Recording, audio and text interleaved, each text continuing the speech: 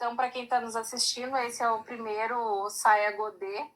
A ideia é a gente trabalhar alguns assuntos pertinentes à pandemia, isolamento, né, social, esse momento que a gente está vivenciando, e com um viés da saúde mental, porque a gente tem aqui, então, duas pessoas que são minhas amigas. A Elisângela Silveira é uma pessoa que eu conheço desde 2004 e nós, então, desenvolvemos um trabalho num projeto social para egressos do sistema penitenciário aqui em Porto Alegre.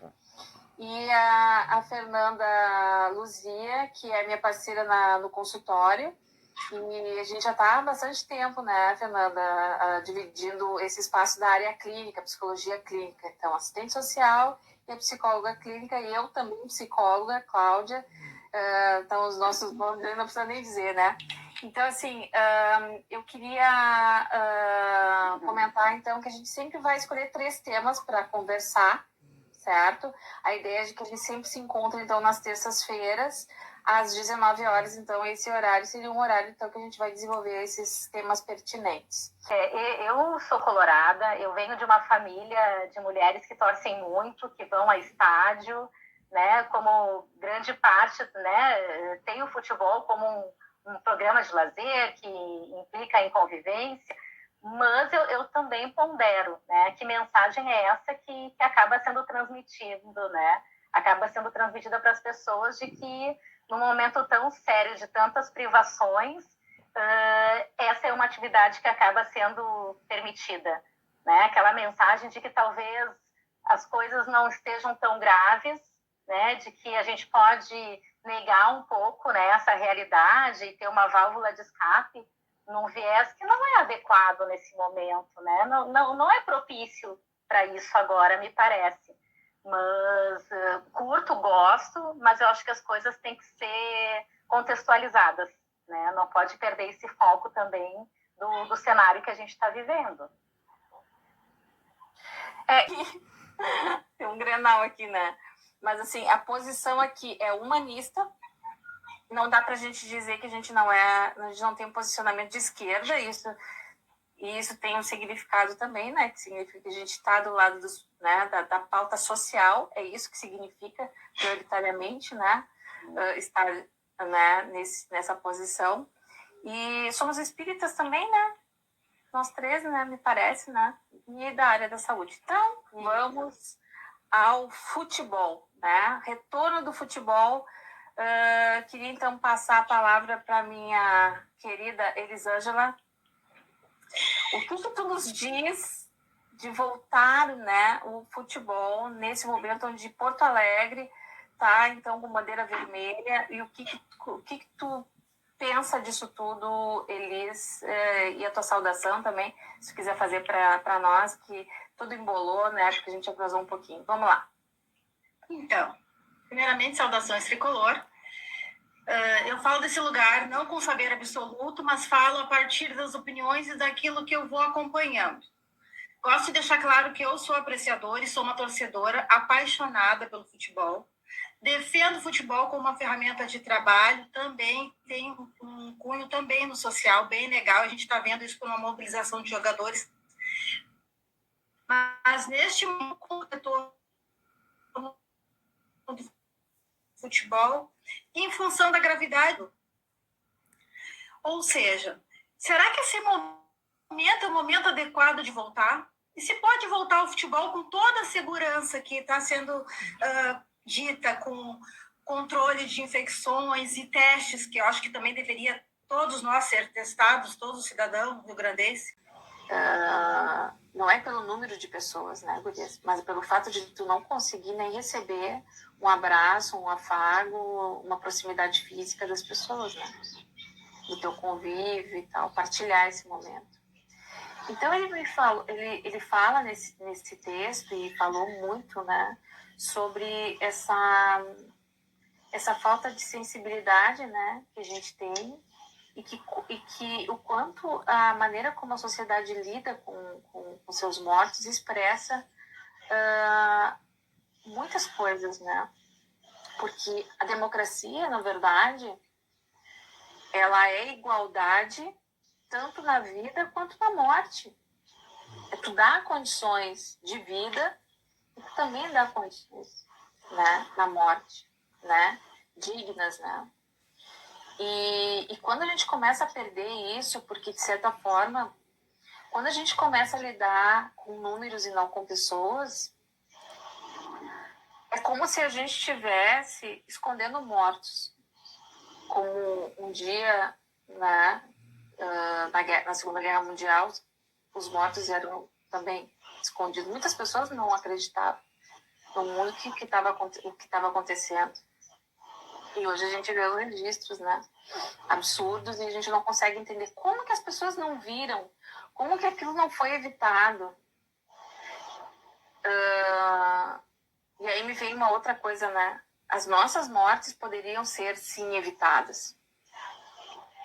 E as pessoas acham que o que está acontecendo é uma tragédia. Sim, é uma tragédia, como se fosse uma tragédia, né? Pegou o carro, bateu, morreu, e na verdade elas poderiam ser evitadas, né? Ele, porque é da área da saúde, trabalhou tanto tempo no hospital, né? Essa conscientização no meio do luto, no meio da ansiedade, ela se apresenta para a gente muito misturado, né, Cláudia? Ainda tem muita gente que não tem essa percepção porque ainda não teve essa perda tão perto, mas ao mesmo tempo a gente também tem uma mídia toda hora trazendo essa informação e uma outra parte também governamental tentando mascarar isso. E a gente não conseguiu definir também dentro do nosso Ministério da Saúde um protocolo, uma integralidade com todos os municípios para que pudessem a mesma fala, a mesma forma de diálogo, o mesmo protocolo de cuidado. Essa confusão gerou mais angústia nas pessoas, porque um município fala de um jeito, o prefeito tem uma autoridade, o governador tem de um outro, cada município, cada estado acabou criando um protocolo e isso se perdeu. E aí, daqui a pouco, a gente está aqui discutindo de novo sobre o Grenal, se pode, mas o Rio Grande do Sul já fez isolamento social, fez lockdown lá no início. Por que agora não pode dar seguimento nessas coisas? Tá mais milhares de minutos, sabe, que pudesse, para falar de todas essas pessoas que a gente está perdendo. A Elis, que trabalhou muito com famílias, né, Elis? Quantas pessoas uma pessoa representa? É uma célula enorme, né? É uma quantidade de pessoas. É uma quantidade de pessoas. É uma rede, né? É uma rede. Mas é que assim, Cláudia, eu fico pensando nessa tua palavra empatia. Ontem ainda conversava com uma outra colega da área de serviço social e nós dizíamos, a palavra empatia é muito bonita na prática, na linguagem, para ser colocada numa mídia, mas a empatia é um processo muito difícil de se produzir dentro da gente. Porque a gente já começa dizendo que a gente fala muito da empatia, mas no momento que eu já não uso máscara porque eu acho que não precisa, porque eu estou bem, já não está tendo a empatia, porque eu não estou pensando no outro, né? No momento que eu vou para uma festa clandestina ou vou fazer jantares em casa de amigos, porque não dá nada, é só ali. Somos só 10 pessoas, todos nós estamos bem, enquanto outros estão deixando de estar com suas mães, com seus netos e etc. Isso, para mim, já fala da falta da empatia. Então, a gente tem muito ainda a caminhar no sentido de evolução humana, pela sensibilidade, pelo outro, assim. Bria, tu falou uma coisa assim, ó, muito importante, essa questão do corpo, sabe? Essa questão do corpo, por exemplo, quando uma pessoa diz assim, o corpo é meu, a liberdade é minha, primeiro que é um discurso muito neoliberal, né?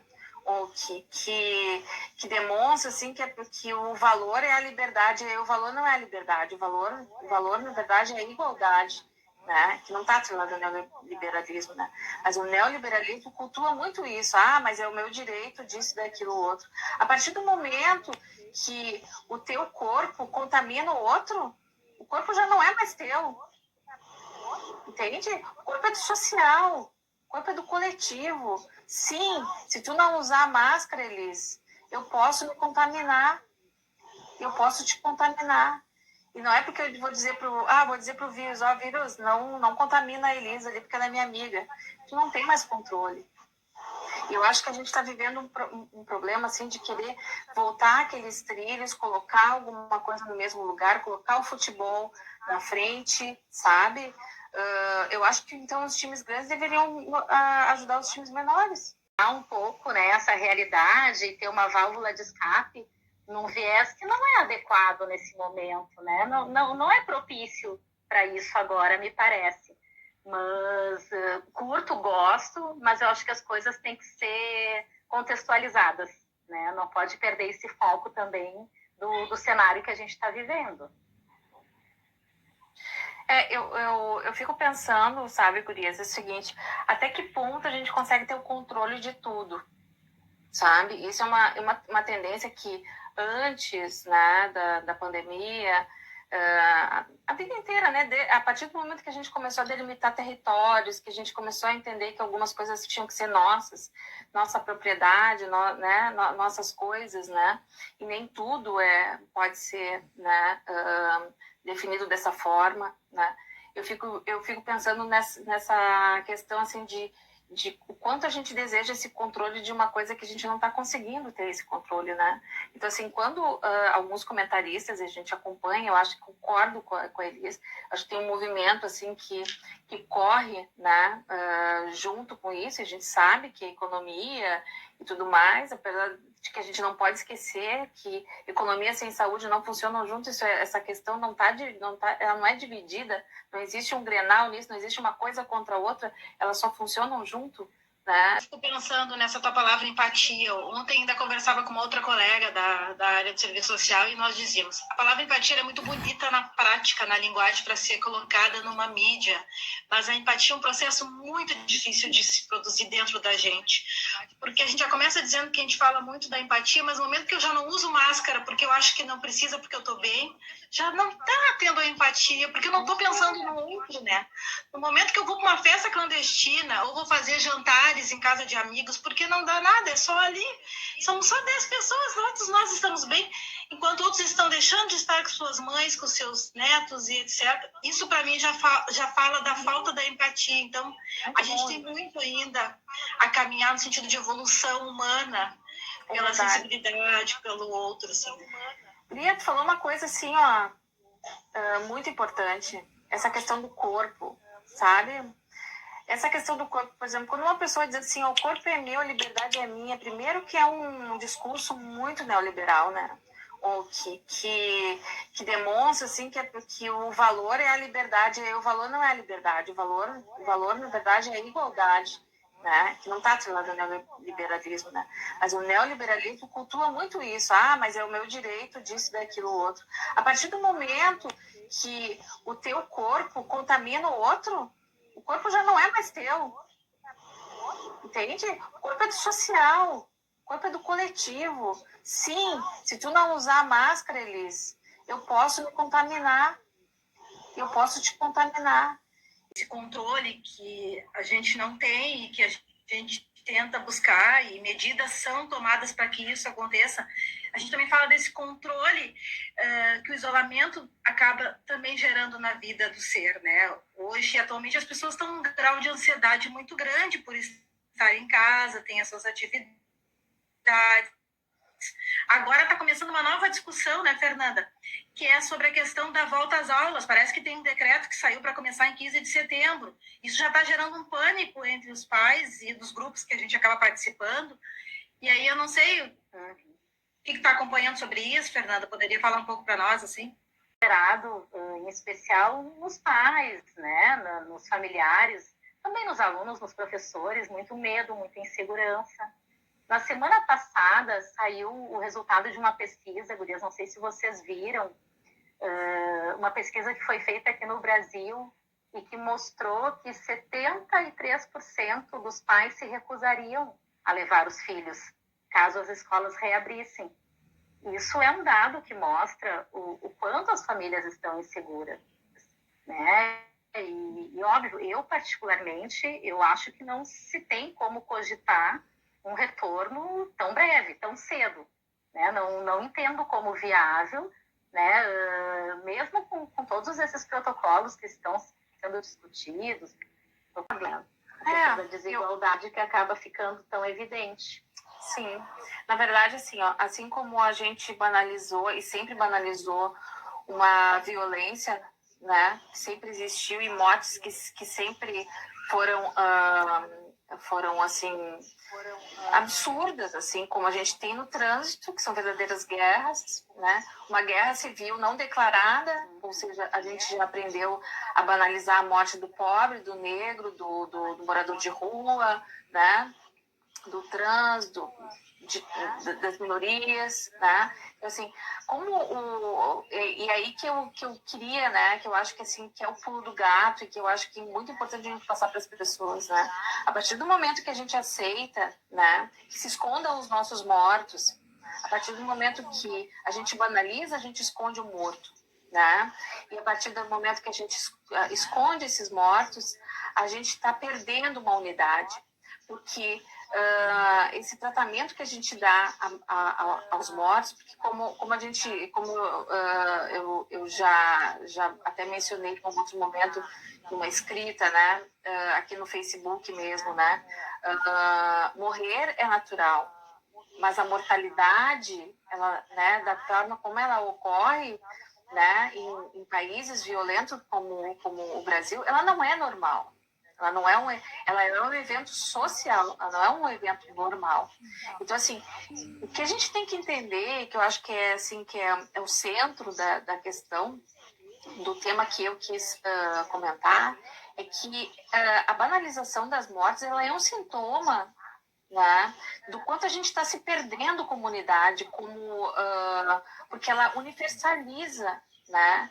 A gente perde essa unidade, a gente perde também o senso de se solidarizar. A gente está vendo muitas pessoas falarem em empatia.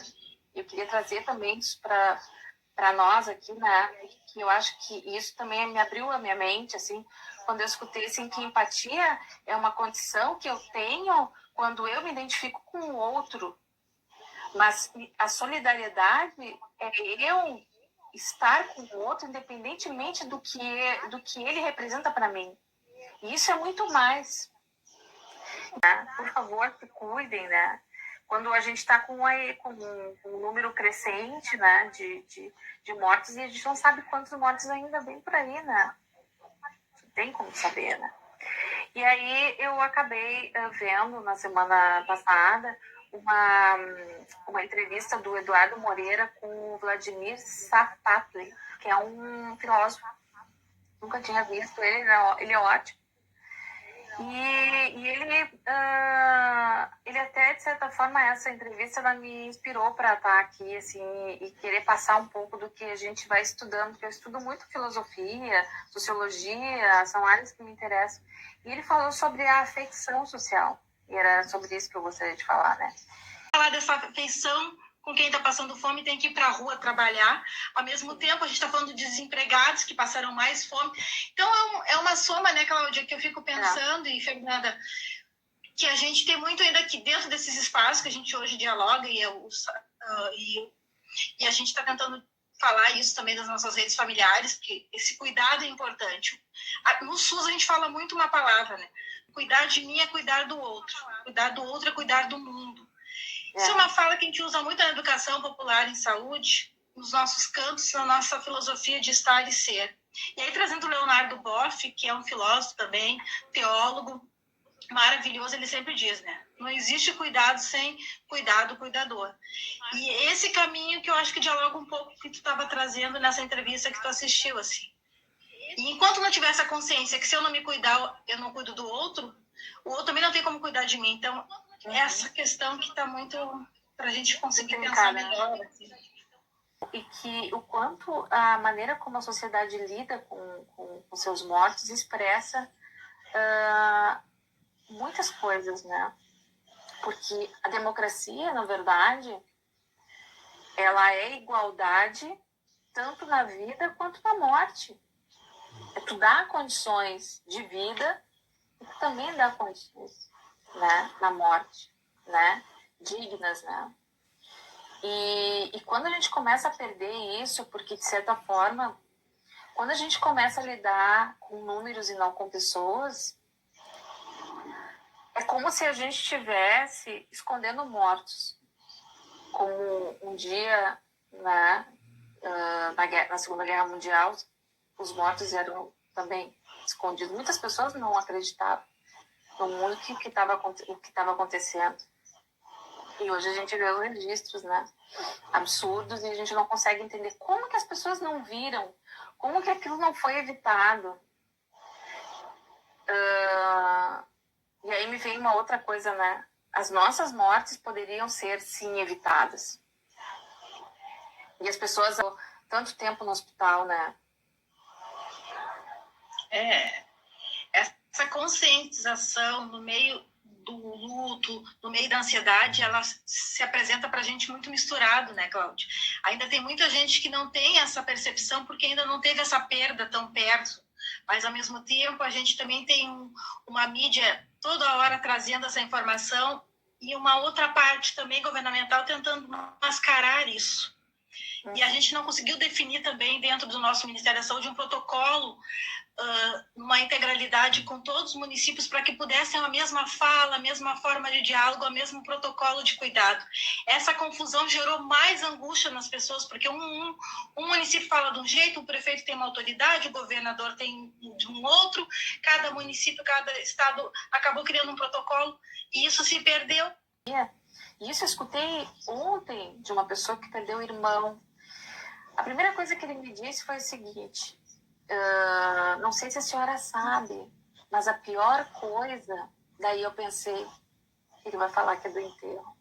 E ele falou, a pior coisa é o enterro, a pior coisa é não poder se despedir decentemente. Né? Ele perdeu, acho que um irmão com 40 e poucos anos, mais ou menos isso. Bom, eu na verdade disse para ele que sabia, né? De certa forma, né? Porque meu pai faleceu no meio da pandemia, não de Covid, né, gurias? Também existe uma crise aí financeira dos trabalhadores da educação, principalmente a privada. A minha filha hoje tem 2 anos e 3 meses. Ela estaria dentro desse período numa escola de educação infantil.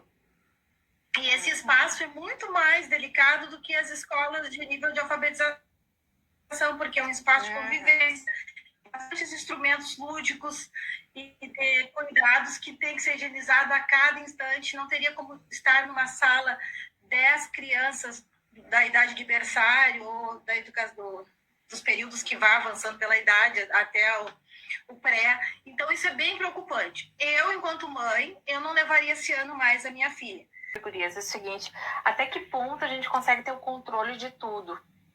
Sabe? Isso é uma tendência que antes, né, da pandemia, a vida inteira, né, a partir do momento que a gente começou a delimitar territórios, que a gente começou a entender que algumas coisas tinham que ser nossas, nossa propriedade, né, nossas coisas, né, e nem tudo pode ser, né, definido dessa forma, né.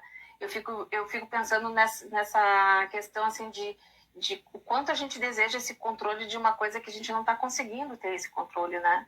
Então, assim, quando alguns comentaristas, a gente acompanha, eu acho que concordo com a Elis, acho que tem um movimento, assim, que corre, né, junto com isso, a gente sabe que a economia e tudo mais, apesar de que a gente não pode esquecer que economia sem saúde não funcionam juntos, essa questão ela não é dividida, não existe um grenal nisso, não existe uma coisa contra a outra,